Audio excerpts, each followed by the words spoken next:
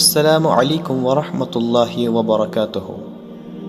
سامعین، انسان کی زندگی ایک خود تجربہ ہے اور اس زندگی میں انسان کئی تجربے کرتا ہے، لیکن انسان ان تجربوں کو کرتے کرتے کئی اختلافات میں پڑ جاتا ہے۔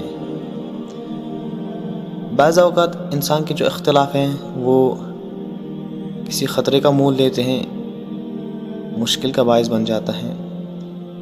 جی ہاں، میں بات کر رہا ہوں کشمیر میں مسلک کی بنیاد پہ اٹھے اختلافات کے بارے میں۔ یہاں بھی ایک ایسا ہی اختلاف چلتا جا رہا ہے جو خطرے کا مول لے رہا ہے۔ حالانکہ اس میں کوئی بڑی بات نہیں تھی، اس کو زیادہ اہمیت دینے کی ضرورت نہیں تھی، لیکن کچھ لوگ اس پہ اہمیت زیادہ دے رہے ہیں تاکہ فساد اٹھ جائے، تاکہ لوگ ایک دوسرے سے نفرت کریں۔ آج بھی یہ میں ویڈیو بنا رہا ہوں اسی سلسلے میں کہ آپ تک میں اپنی یہ بات پہنچاؤں۔ جیسا کہ آپ جانتے ہیں، کشمیر میں جو اختلاف ہیں مسلک کے بارے میں، یہ مسلک کے بارے میں جو اسلام میں اختلاف پہلے نہیں تھا۔ امت میں اختلاف تھا، وہ دوسرے جو مذہب کے لوگ تھے وہ اعتراض کرتے تھے اسلام سے، تو وہ اختلاف تھا۔ لیکن اب اسلام میں آپس میں اختلاف ہے مسلمانوں کو۔ یہ حضور صلی اللہ علیہ وسلم کے وقت میں نہیں تھا، لیکن اس کے بعد جب یہ اختلاف آیا تو آج تک ہے یہ، اور یہ آگے بھی رہے گا۔ ایسا ان چیزوں میں نہ پڑے، اپنا ایمان بچانا ہے تو آپ جس عقیدے پہ ہیں اس عقیدے پہ رہیں۔ آپ سے ایک سوال میں اب کرنا چاہتا ہوں کہ جب سے حضور صلی اللہ علیہ وسلم نے نبوت پکڑی ہے تو اس کے بعد انہوں نے جو اسلام کے لیے بہت محنت کی، تو آپ کیا کہہ سکتے ہیں کون سا عقیدہ حضور صلی اللہ علیہ وسلم کا تھا؟ اہل حدیث، بریلوی، دیوبندی یا جماعت اسلامی؟ آپ کا یہی جواب ہوگا کہ حضور صلی اللہ علیہ وسلم کا اس میں کوئی عقیدہ نہیں تھا، وہ قرآن و حدیث تھے، مطلب کہ قرآن و حدیث پہ وہ چلتے تھے۔ قرآن کا جو طریقہ تھا اللہ نے ان کو دیا تھا ایک طریقہ، وہی آگے پہنچا رہے تھے اور خود بھی اس پہ چلتے تھے۔ تو ہم بھی وہی کر رہے ہیں۔ اب کچھ لوگوں کی رائے الگ ہیں مسلک کی بنیاد پہ، یعنی کہ بریلوی حضرات کی الگ رائے ہیں، اہل حدیث کی رائے الگ ہیں، تو یہ چلتا رہے گا۔ لیکن اب اس بات پہ لڑائیاں کرنا، ایک دوسرے کو نیچا دکھانا، گالی گلوچ کرنا، یہ اسلام میں جائز نہیں ہے، یہ غلط بات ہے۔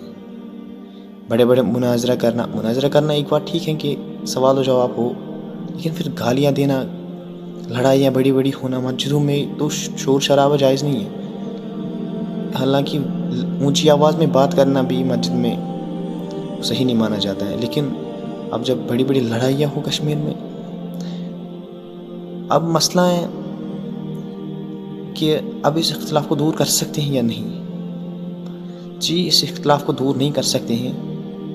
آپ سے اب ایک ہی جو ہے گزارش ہے کہ آپ کا جو بھی عقیدہ ہے اس عقیدے پہ رہیں، اور علماء حق کو بھی یہ گزارش ہے کہ وہ ان چیزوں کو زیادہ آگے پہنچانے کی کوشش نہ کریں کہ نہیں ہمارا مسلک صحیح ہے، ہمارا مسلک نہیں۔ اسلام دکھانا ہے لوگوں کو، نہ کہ مسلک۔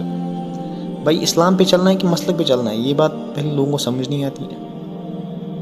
علماء حق کو بھی یہ گزارش ہے کہ وہ جو ہے ان کا مسلک کو اپنی جگہ رکھیں، لیکن عوام کو اسلام کی باتیں بتائیں، حضور صلی اللہ علیہ وسلم کی باتیں بتائیں۔ لیکن یہاں جو ممبر رسول پہ کوئی عالم بیٹھتا ہے تو وہ بس اپنی مسلک کی داستان سناتا ہے۔ اسلام لوگوں کو سکھانا ہے، نہ کہ اپنے مسلک کی دلیلیں دینی ہے۔ لہٰذا آپ کا جو عقیدہ ہو آپ اس پہ چلیں، اور آگے بھی حدیثوں کو آپ نمازوں کا اہتمام کریں، قرآن کو پڑھیں اور قرآن کو سمجھنے کی کوشش کریں۔ جب تک آپ قرآن کو سمجھیں گے تب تک آپ کسی بھی فرقہ وارث میں نہیں پڑیں گے، کیونکہ قرآن صاف بات کہتا ہے اور آپ کو سمجھ آئے گی۔ باقی اس ویڈیو کا جو مقصد تھا بنانے کا وہ یہی تھا کہ آپ کو میں اویئر کروں اس بات سے کہ ان فرقہ وارث میں نہ پڑیں، جو یہ کہتا ہے اسے کچھ نہ کہیں، بس آپ کو جو حق لگے، صحیح بات لگے اس کو لے لو، اور جو غلط بات لگے اس کو چھوڑ دو۔ یہ ایک میری رائے ہے آپ کے لیے اور نصیحت بھی۔ ان لوگوں کو زیادہ اہمیت نہ دو جو یہ فرقہ واریت پھیلاتے ہیں، ان کو رہو آپ ہی اسی کام پہ لگے ہوئے. دنیا کہاں سے کہاں پہنچ گئی، آپ فرقہ واریت میں پڑے رہو.